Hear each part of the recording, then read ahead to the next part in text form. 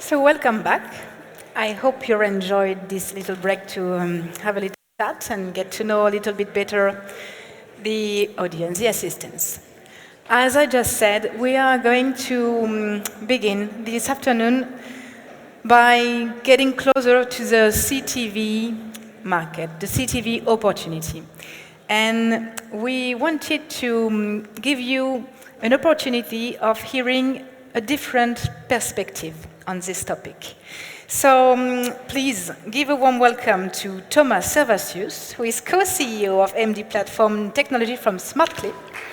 Thank you. He's going to do so. Welcome. Thank you very much. Over to you. Thank you very much. So I'm Thomas from Smartclip, responsible for product and technology at Smartclip. And I always have the luck, sorry, I need to just check that. I have the luck to get the spot before or after lunch.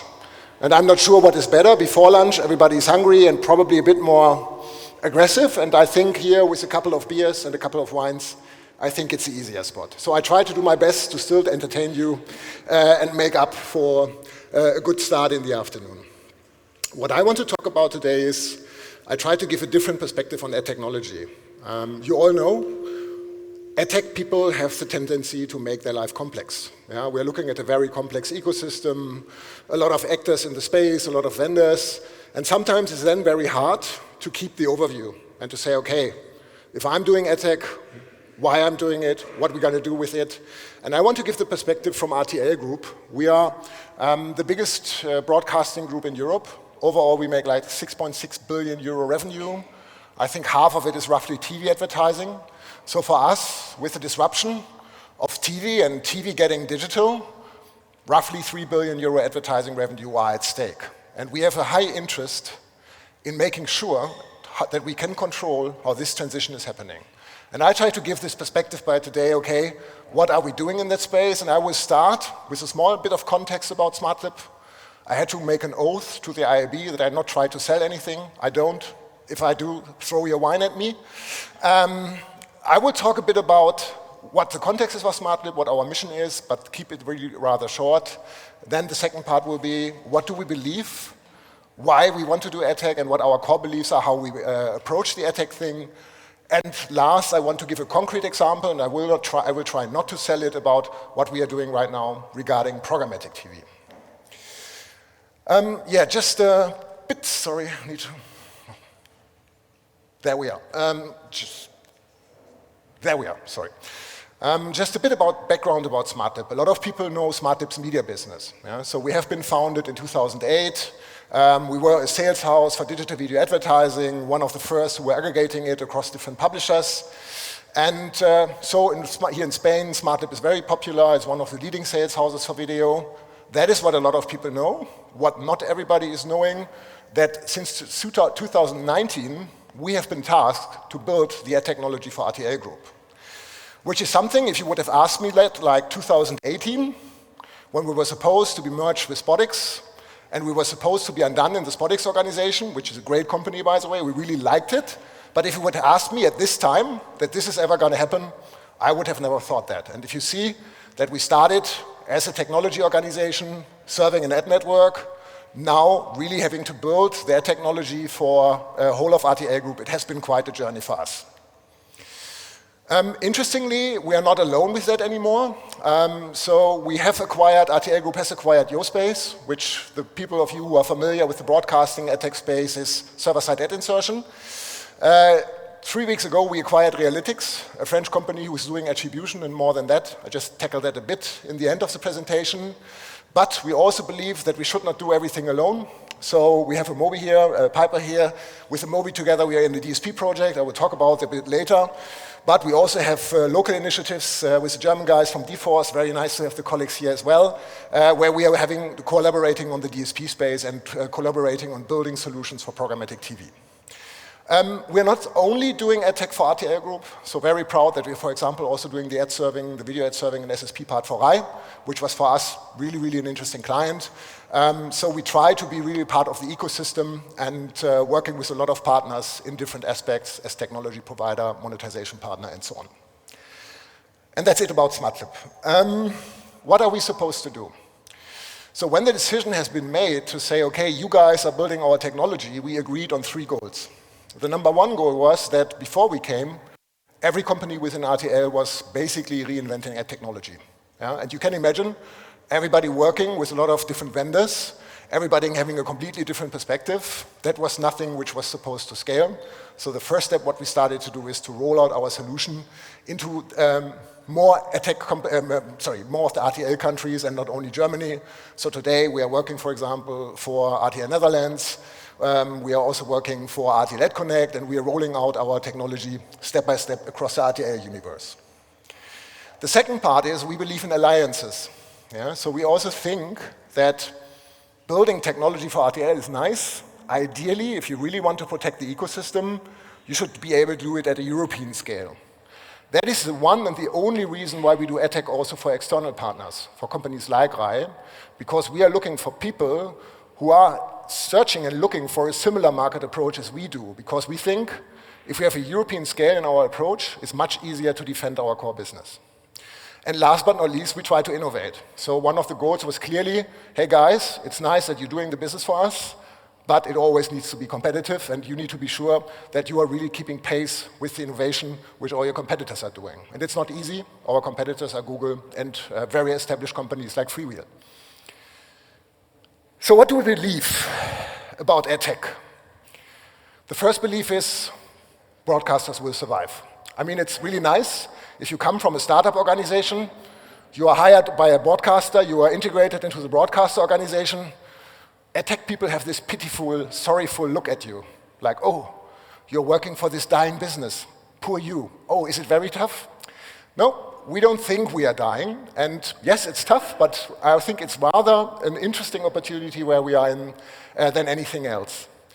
The first thing is, we believe we will survive because we have the best brand building product in the world.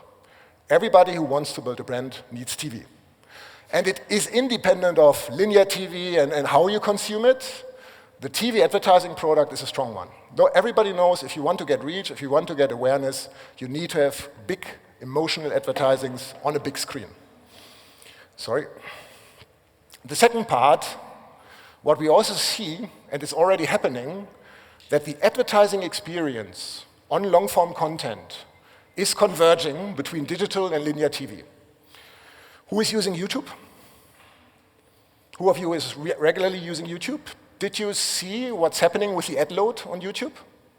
It's now 2 pre-rolls, mid-rolls after 2 minutes, post-rolls. It's basically almost the same experience which you have when you watch long-form content on TV.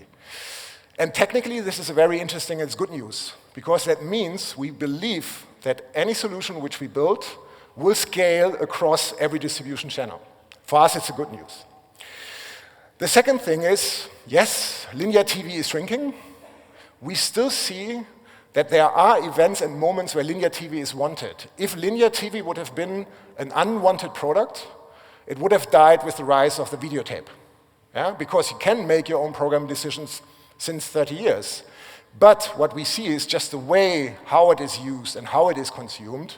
This will change, and of course, the reach will shrink, but it will remain as an important pillar of our reach, which means we have to build solutions for it. We cannot just focus on CTV, OTT. We need to always encompass the linear TV space as well. We think the big screen will survive. We did a market study just a couple of months ago where we were analyzing the behavior in the living room during the pandemic.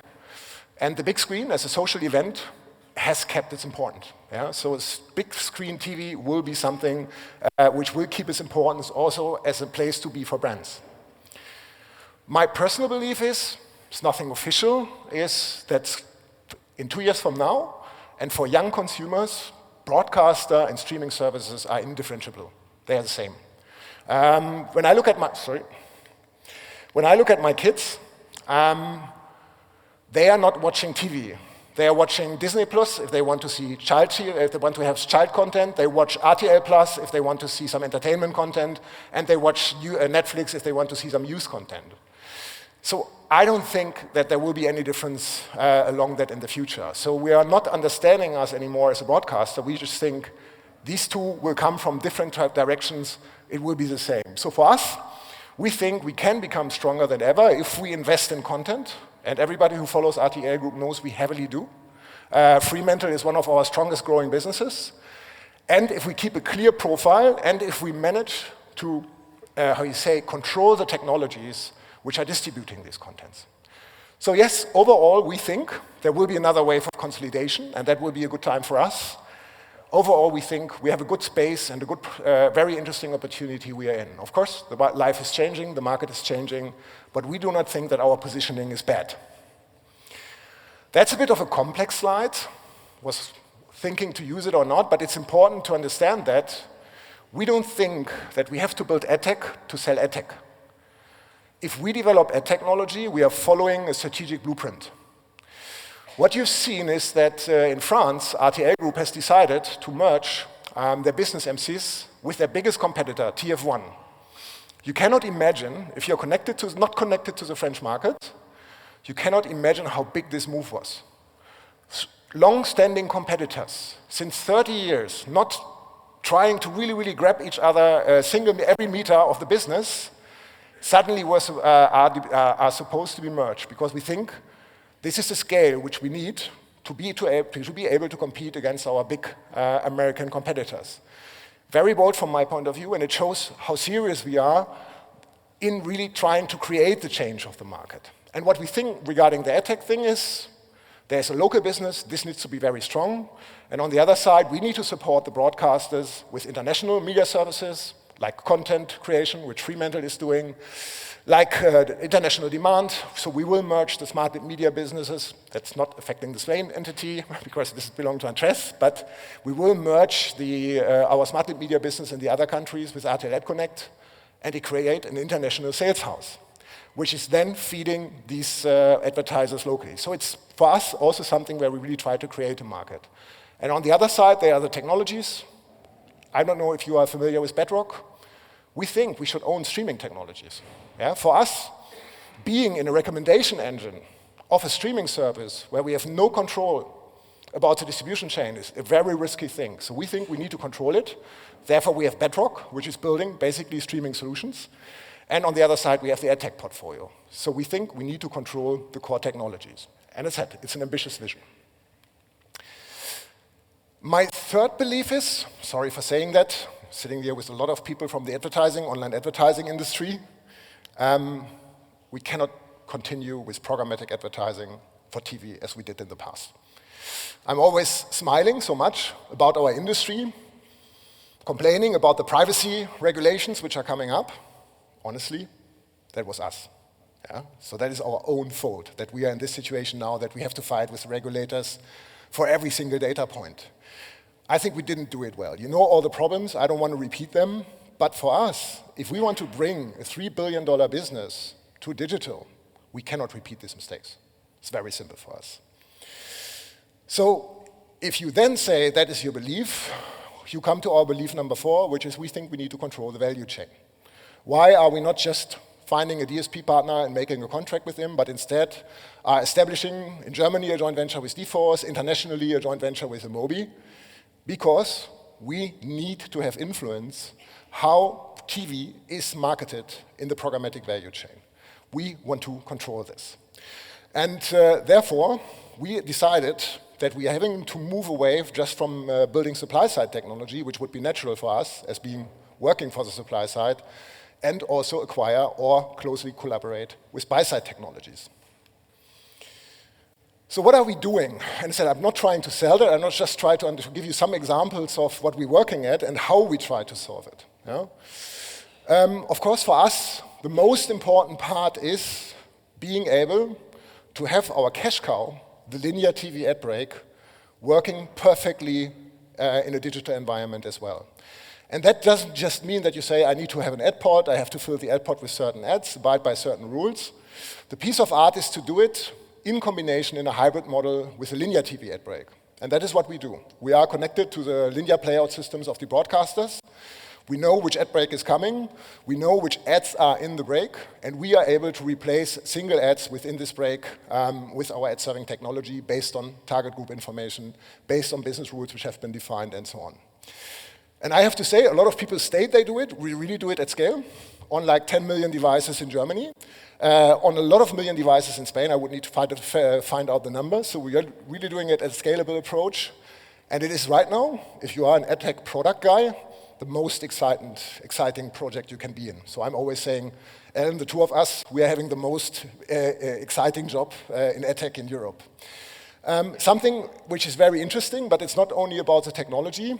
The question is always, how do we adapt? And you cannot imagine how much change it is for a broadcaster who has two different approaches to sell, suddenly to develop an approach which is merging the two worlds of linear sales and digital sales. And it's an absolutely complicated process which is behind there, so it's a challenge for broadcasters to do that. But this is something where we say, we need to do this now, we need to go through this now. Let's talk about programmatic. So TV has to go programmatic. Everybody loves programmatic, cool, so we need to do that. If you remember the promises of the programmatic ecosystem 12 years ago, we were building the first programmatic solutions in Europe in another company. People were standing on stage, there it is. The ultimate solution. You just put your tech in the SSP, you don't set a floor price, and everything will be fine. Well, it was not really how it turned out to be. Yeah? So now you have ad verification vendors, you need to have a scientific certificate to be a campaign debugger in programmatic advertising. So the world not fully turned out to the promises and the hopes which we had. And so we say, okay, we need to develop a different approach to programmatic. The first thing which we did is we agreed with Amobi, found a joint venture, worked together on this topic, and Amobi shares our view of saying we need to have a broadcaster-centric approach to programmatic. The first thing what we changed is the buying experience. So as I said, trafficking a campaign in a DSP is an expert tool right now. You need to have expert knowledge to be able to do it. What we are now doing with Amobi is completely different. We are just pushing programmatic products into the Amobi DSP. There is a different part which is called the storefront, and there you can shop linear TV advertising, digital linear TV advertising, digital premium video advertising, anything, through a 4-click experience, like you shop something on Amazon. You just choose the product words which you are, you modify a bit of the settings, you enter a budget, and you say, this is what I want to buy. And the full negotiation process is happening automatically. Super simple. We think it's needed. We want to have an experience which is closer to that what brands are used today if they buy something ROI-driven on YouTube or on Facebook. That's one thing. The other thing is what we are solving with that, it's happening at European scale. Before executing a digital campaign across 4 different regions in Europe has been a nightmare because you had to sell and negotiate with every single broadcaster sales team to get it up and running. That was what RTL Ad Connect was doing, but the process was not scaling at all. This is now fully automating the process. You can buy inventory in, I don't know, Spain, Netherlands, Germany, whoever is connected, directly with 1 click out of 1 user interface. And we just think this is the way it should be. Buying should be simple. Also buying linear TV should be simple. So we really need to change that. The second part, and that is our piece of the game, is that the products which are pushed to the Amobi DSP are defined by the broadcaster. So the broadcaster sales house is having the discussions with the buyer and saying, oh, how you want to do it. Or they are building promotions, and they are determining what is possible, which data providers can be used, which targeting settings are allowed, and so on and so forth. So it's the first time that we make the supply-side partner in control, we brought them in control on how their products are sold programmatically. We think you should have product control. You should control it, how the things are showing up in a DSP.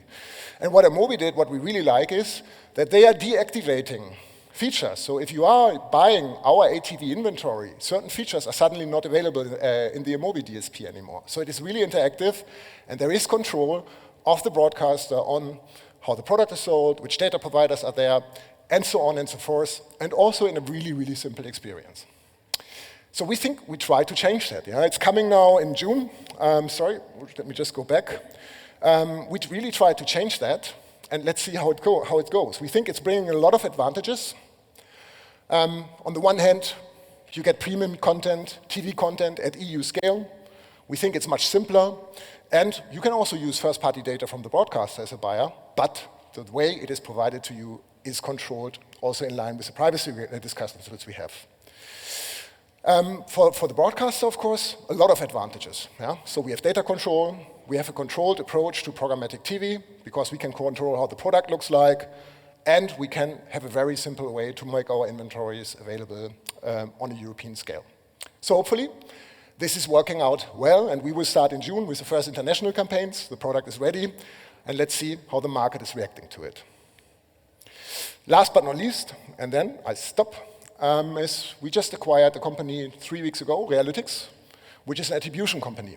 What these guys are doing, which is not new, they are measuring the impact of TV spots on the advertiser website. For us, it's absolutely vital to have this information. Normally, everybody would say, what is a supply-side player doing with attribution technology, which is addressing the buy side? If we want to build an ad server which is able to optimize decisioning across digital TV and linear TV, we need to know the output and the impact of our campaigns. And the acquisition of Realytics is providing these data points to us. Yeah? So for us, in the end, the way we are seeing advertising is we want to have a holistic advertising approach, completely data-driven, across the digital TV space, but also including linear TV buying. We think everything which needs to be done must follow the latest paradigm of advertising, being simple, being data-driven, and being international and scaling up easily for everybody. And that's it. I hope I didn't oversold it, so no beers which hit me. Thank you very much for your attention.